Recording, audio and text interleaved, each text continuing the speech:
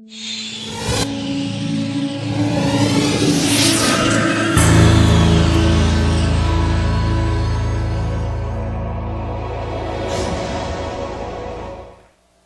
decided to get my bachelor's in environmental studies because I had this romantic, idealistic notion that I was going to save the planet.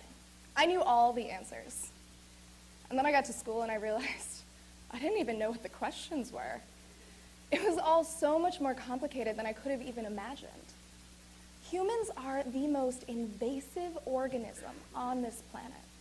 We have decimated entire species, entire ecosystems. It was like every day I was learning of some new environmental catastrophe somewhere, and it was overwhelming and entirely depressing.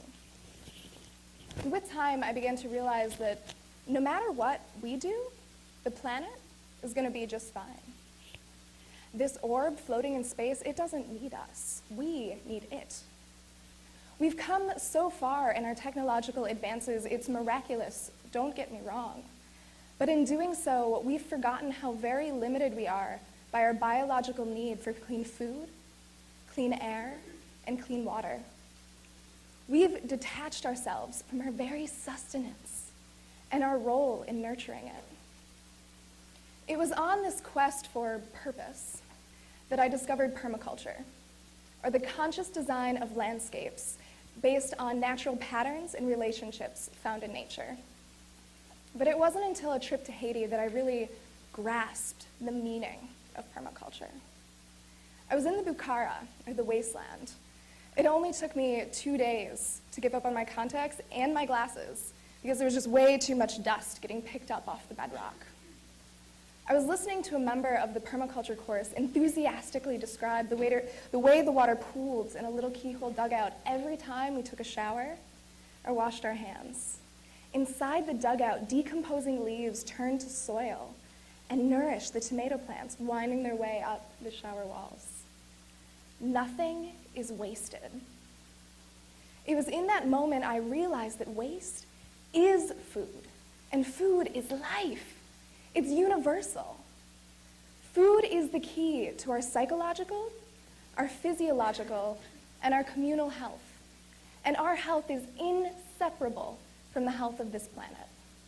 With food, we have the ability to transform our communities. Now, I want you guys to use your imagination and come on a walk with me.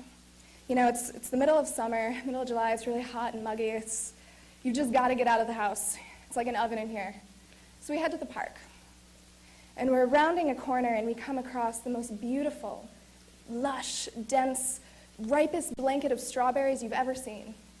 Go ahead, pick a few. Savor in that sweet, tangy nectar for a moment. Maybe on the way home, we'll swing by that pocket park, grab ourselves some fiery red tomatoes for dinner. Wouldn't that be nice? Cities all over the world are waking up to the potential of urban agriculture.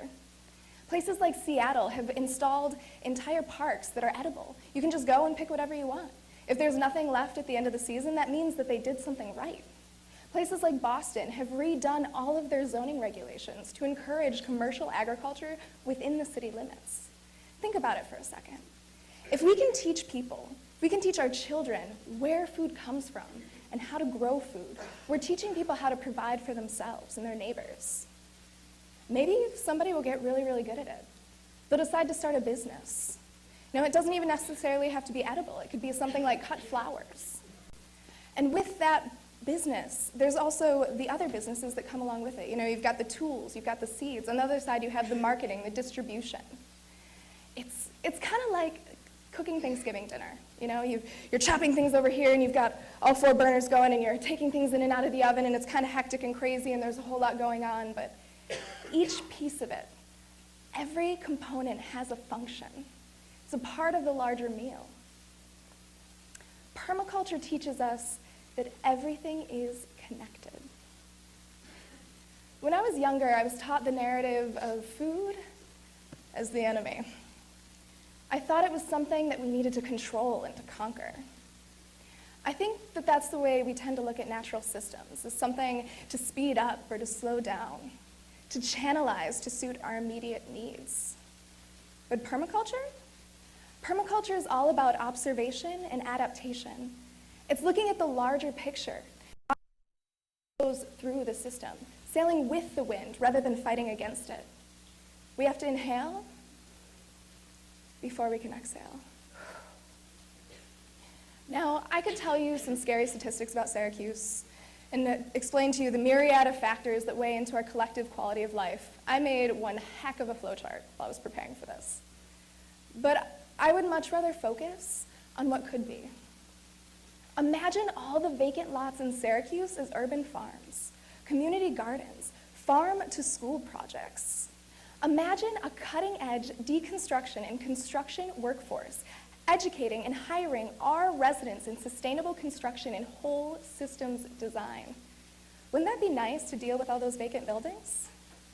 Imagine well-fed families with livable jobs who take pride in their neighborhoods because they helped build them. That is what permaculture teaches us. And the time has come to sow a new beginning. But we have to do better this time. We will not have another Onondaga Lake at the vicious hands of the bottom line. The time has come to raise the bar. Hippocrates once said, "Let food be thy medicine, and medicine be thy food." Food is the one consumer good that will never become obsolete. I envision a Syracuse brimming with local restaurants, small-scale processing, microbreweries, and tilapia farms. A Syracuse built with the craftsmanship that comes from valuing labor. In the future, it all starts here, right now. Permaculture teaches us to redefine challenges as solutions. And a good example of that can be seen with water. The Great Lakes region contains 80% of the fresh water in the country. 80%. 20% in the world. Water used to be a huge problem right here in Syracuse. When we had big rain events, it would overtax our sewer system and dump raw, untreated sewage directly into our lakes and into our creeks. So what did we do about it? We redefined our challenge as a solution. We decided that we'd rather build rain gardens and porous pavement, green roofs. We wanted to replenish our aquifers. And now, we even use rainwater for the ice our hockey team skates on. Isn't that cool? As the climate changes and drought cracks open our bread baskets, the ocean acidifies, and we lose our fisheries and our coral reefs, our entire way of life will need to change. Don't you want to be ready for it? We can be a city of innovators, of problem solvers. I may not have all the answers, but it's meant to be that way. It's going to take all of us. That's the point, to create a niche. So my challenge for all of you after this talk is the next time you're walking outside, or better yet, the next time you're about to throw something away, I want you to think, what if there was no such thing as waste? What if all of waste was food, and we closed the circle? How might our world look differently? Each day, in every decision that we make, we shape the world that we live in, the world our children, our grandchildren are going to live in. Don't you want to say you are part of the solution? And you know what? Starting is easy. All you have to do is plant something, anything at all, and watch it grow. Thank you.